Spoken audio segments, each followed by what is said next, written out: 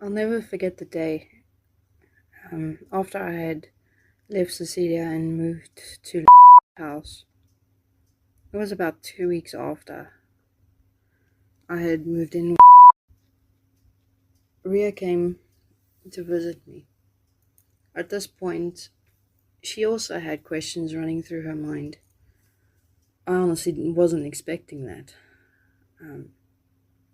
Just as much as she wasn't expecting that I had also had questions running through my own mind by that point. It was actually very surprising to hear. We were both just very good at putting on this mask to pretend that everything is fine. Meantime, it was not. But when Ria came to the house, bearing in mind that by this point Cecilia had created quite a division between me and Ria because of the nonsense lies she would spread to each of us about each of us. So when Ria was about to arrive, I wasn't quite sure what to expect. I wasn't quite sure why she was coming. But at the same time, given that Ria and I already had a fair bit of history, having known each other before Cecilia, there was still that underlying truth that I wanted to see Ria. I could relate to Ria. Ria was like a mother to me. I could confide in Ria. I could turn to her, be open with her. I knew who Ria was as a person, so I didn't feel threatened. I didn't feel weary in terms of maybe she's just come in because she's up to something. Ria just wasn't that type of person. She would never pick his house to see me with an ulterior motive. Because, I just knew, like, even if Cecilia said to her, go to Candice's house, find out what's going on, but pretend that you're on board with everything she's saying. Ria just wasn't that type of person to do something like that. But I was at the same time bracing myself for Ria to not believe or not even try consider the questions I had in my own mind about things I had been seeing and things that I was told. Until obviously I realized that Ria had also been in the same predicament. And when Ria arrived, obviously there was a bit of awkwardness, and we went and we sat down in the lounge. And scenario after scenario, I related to Ria. There was a lot of scenarios about the things that I had seen with Cecilia where Ria wasn't present. Things that Ria didn't know about. And then I related so many things to Ria that Cecilia told me about, where she said Ria was present. Because in the scenarios that I related to Ria, where Ria wasn't present, Ria then said to me, Cecilia had told her something quite different, quite substantially different, and then Ria would relate what she was told, which was very, very different. And then after quite a few of those, I related what Cecilia had told me about the things that had happened while she was with Ria and I wasn't present. And I'll never forget the look on Ria's face. She was dumbstruck. Because it's easy for me to tell Ria this is what happened on my side when Ria wasn't present, and then Cecilia tells Ria something completely different. It's easier for Ria to have had dismissed it as me potentially being a liar, because she wasn't there. So she has to base the facts off who is she going to believe at the end of the day. But when I related things that Cecilia had told me, where Ria was apparently present, I think that's when it hit home even more with Ria. On top of the questions that she already had in her mind, I think this was the final nail that was hit into the coffin of knowing that Cecilia was lying about far too much. I mean, Ria's eyes got so big and her jaw literally dropped.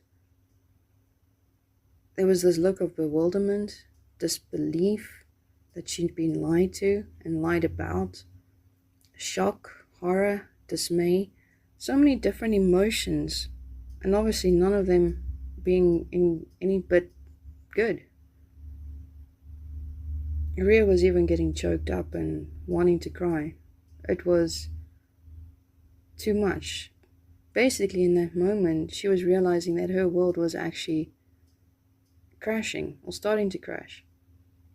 She had dedicated so many years to Cecilia, giving up so much, actually everything. She gave up her whole life for Cecilia, everything, all for a lie. That kind of betrayal, I mean, I know how it felt for me, but to see the look, that type of look on someone else's face with the same thing having been done to them, that actually hit me a lot harder. And my heart broke for Ria so badly at that moment.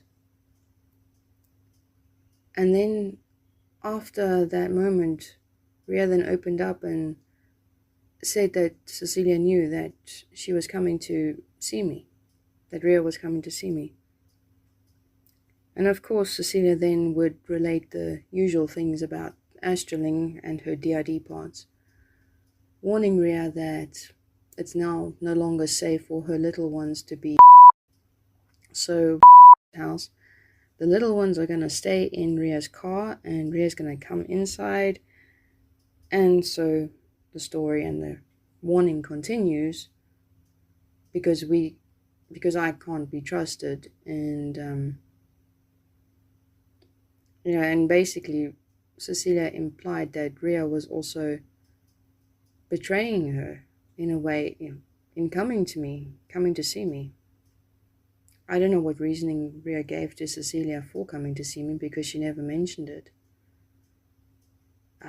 Could be anything, but doesn't matter. She came to see me anyway. And after this realization hit Ria, she wanted to leave house. I mean, she wanted to leave Cecilia. She wanted to escape desperately. That look on her face of wanting to run was so clear on her face. And you could see the endless thoughts running through her mind on how she could possibly do this. But it was also a look of confusion and again dismay because, well, I'll relate just now why she didn't manage to escape. But then, after we had discussed everything, Ria got up to leave. And she grabbed hold of me and she hugged me. And she hugged me so tight. And when she looked at me again, there was tears in her eyes. She was both smiling, being overwhelmingly grateful for having shared and told her these things, because it gave answers to questions she'd been battling with, but at the same time, complete brokenness. I even break now just remembering the look in Ria's eyes. Shortly after Ria got back down to Krugersdorp, Ria only lived about 2 blocks away from Cecilia, so it was an easy visiting spot for Cecilia, an easy way for Cecilia to keep an eye on Ria. Ria didn't immediately go back to Cecilia, which obviously set alarm bells off in Cecilia because Ria should have and would have gone back to Cecilia straight away. But she decided to go back to her flat. She even went as far as locking her door and refusing to open or answer any phone calls and messages from Cecilia. She tried to pretend she was, I guess, just too preoccupied or busy, or that she wasn't even in the area. But what happened is, after a good number of attempts from Cecilia trying to contact Ria, Cecilia then went down to Ria's house, or Ria's flat rather. And Cecilia caused such a huge commotion, ranting and raving and screaming like a lunatic, outside the flat building, and then outside the door of Ria's flat itself, trying to get in to Ria. And the first things that Cecilia did was obviously manipulation. Making Ria feel like she's turned against Cecilia. She's now believing lies. Cecilia's now going to be left vulnerable. Cecilia's dear depart Anya is now crying because she's lost her mother being Ria. There were numerous things that Cecilia said to Ria that would and did break Ria. When Ria contacted me while she was in her flat with this whole scenario going on, Ria was in a state. She was a mess. She was petrified. She was broken. She didn't know what to do. And while Ria is busy sending me text messages, trying to ask what can she do, because now she is also ultimately trapped within her own place because Cecilia will not go home and she won't give up. Cecilia was outside her flat door for just over 2 hours, going between screaming manipulative statements and then ranting and raving as loud as she could about what a bad person Ria is. And she would alternate between these. And it was so bad that the other people that lived in the flats there started complaining. They started coming out to see what the commotion was. They tried to get Cecilia to stop, and it only made things worse. And as this carried on, I don't know what the ultimate final straw was for Ria, but she finally caved. Ria couldn't escape physically from Cecilia because Cecilia showed no signs of leaving Ria's front door. And I can tell you now that Cecilia would not have left Ria's front door. She would have slept outside Ria's front door. I can guarantee you that. There was no way in which Cecilia could actually break into it through a window or anything of the sort. The only way in was a door. So that's where Cecilia would have been. So Ria was trapped in her own flat. She was trapped in the area. She was trapped. And I guess Ria ultimately saw that she had no way out. At least not yet. And back then, when all of this was going on, I actually thought that Ria had caved into believing Cecilia all over again, because she went back to being with Cecilia, helping her and visiting her, and the normal routine, or normal everyday life Cecilia routine. I thought she decided that everything I told her was a lie, and she was now trapped all over again. But I thought she was completely trapped in terms of being trapped in the lies and believing them. But little did I know is Ria only decided to let Cecilia believe that she thought that I was lying to her and that Cecilia was telling the truth. She needed to create peace with Cecilia so that she could ultimately leave her flat building and leave the area. But I mean, it even escalated to the point where Cecilia instructed Ria to send me a very harsh text message saying she wants nothing to do with me and that I'm a liar and so on. Cecilia, I can guarantee you now, watched Ria like a hawk even more than before. I can guarantee you that Cecilia would have demanded Ria's attention and presence far more than she was at that point. Cecilia would not have let Ria out of her sight. Ria would not have escaped Cecilia's presence at all. Because now Cecilia was paranoid. And Ria needed Cecilia to believe that she believed Cecilia, so that she could finally ultimately escape. And it took about 2 years of this for Ria to finally find the gap in which to take off running, to take off into hiding. Up until that point, Ria had no source of finances, she had no friends, she had absolutely nothing and no means in which to escape with or escape to. Ria was trapped in the most horrific of ways and in every way possible. So that's probably why it took her so long.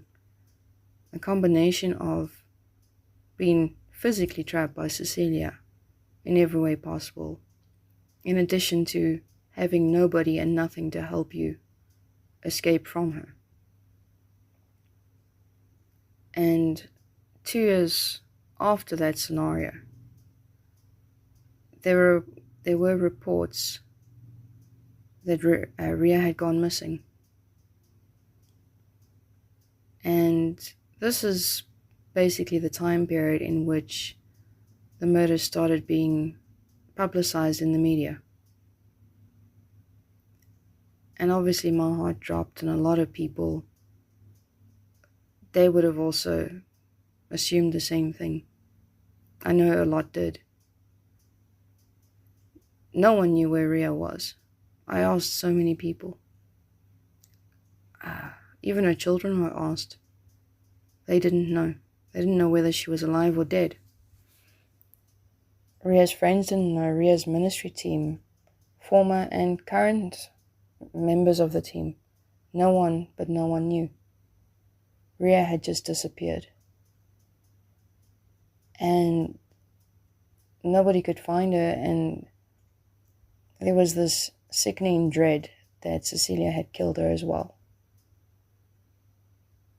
And only up until the last year, or just over a year of the investigators going through the case,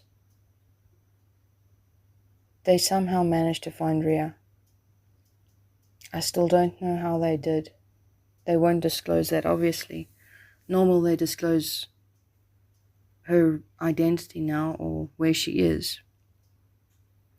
But the fact is, and the only main important thing is that Ria is still alive. All those years later, with nobody, not even her own children, knowing that she's still alive. That's how desperately Ria needed to escape. Can you imagine that kind of desperation and the reasons behind it? I can't even wrap my mind around it. I mean, I didn't even think to disappear.